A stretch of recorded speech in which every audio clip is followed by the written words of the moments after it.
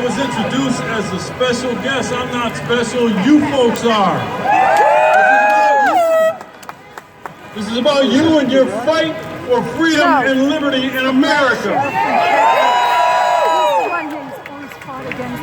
My message is real clear. To Governor Whitmer, open Michigan now.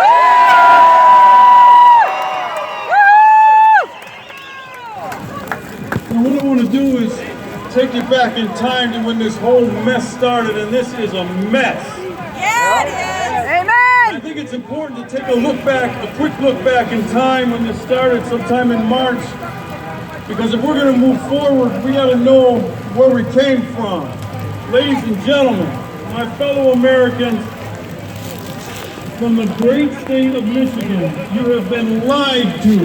Yes, we have. You've been hoodwinked. You've been bamboozled into giving away your God-given constitutional rights because of a health scare. Fear and hysteria have been the driving forces.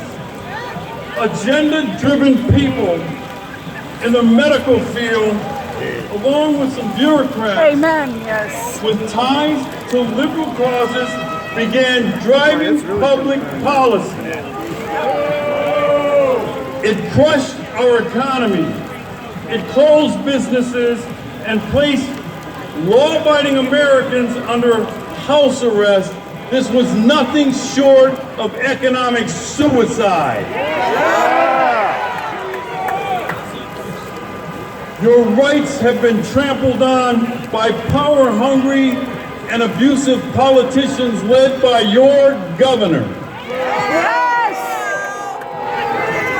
Now I'm here today because an injustice anywhere is an injustice everywhere. And if there's one thing... Thank you, that would be great. Thank you very much. It is our love of freedom and our thirst for more liberty. When our rights are threatened, we're no longer from the several states, we are from the United States. Now, first we were told simply washing our hands was the best antidote to the virus, so that's what we did. Then we were told not to worry, that it was no more serious than the seasonal flu. Then the fear-mongers took over. We were told based on models that nobody questioned at the time that this virus would cause death and destruction of cataclysmic proportion, with 2.8 million deaths predicted in the United States alone, and that all economic activity would have to cease. States of emergency were declared, giving politicians and bureaucrats power beyond their authority to deal with this health crisis.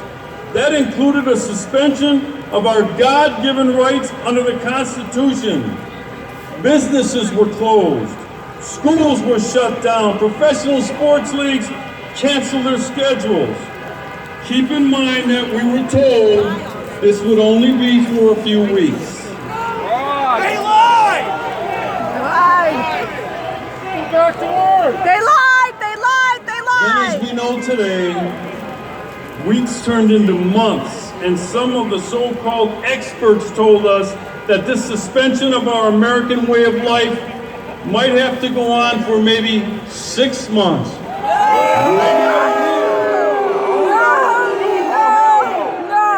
Some had even said that we cannot return to our American way of life until a vaccine was discovered, and that might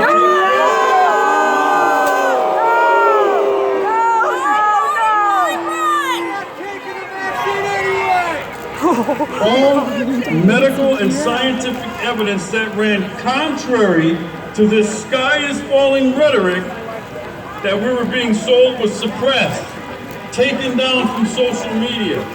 Journals and articles are immediately removed from social sites if they're not in line with the prevailing bullshit.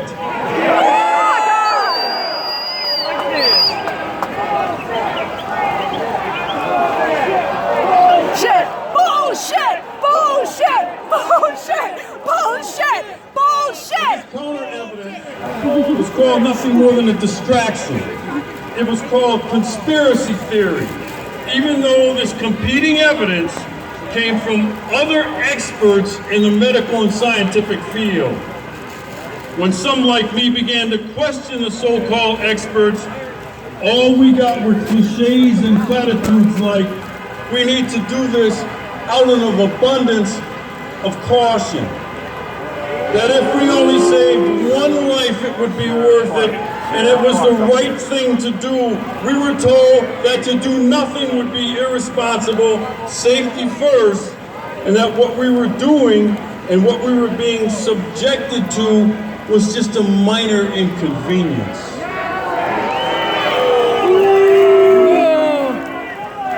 Good law-abiding Americans were lulled and frightened into a state of not voluntary but ordered compliance. Because we Americans are compassionate and we trusted this cabal that took down the aura of experts, we complied with their orders to shelter